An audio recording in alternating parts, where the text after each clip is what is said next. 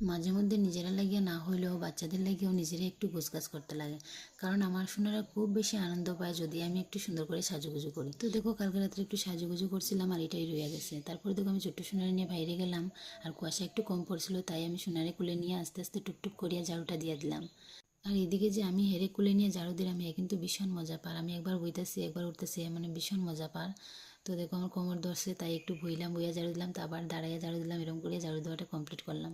দুইটা উঠে নিয়ে আমার ঝাড়ু দেওয়া কমপ্লিট হয়ে গেছে। তারপরে ভাবলাম কী করা যায় অক্ষণ।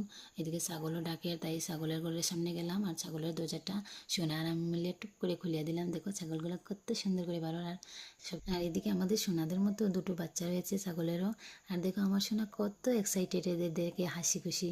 তারপর দেখো ছোট্ট সোনাকে কুলে নিয়ে আমি বাসন টাসন বের করে নিলাম। তারপর দেখছি মাও উঠে গেছে, তারপর মা কুলে দিলাম সোনাদেরকে, আর আমি আমার কাজকর্মে লেগে গেলাম। তো আজকের ভিডিওটা কেমন লাগলো কমেন্ট করে জানাবে, আর পাশে থাকবে, তোমাদের সাপোর্ট আমার খুব প্রয়োজন।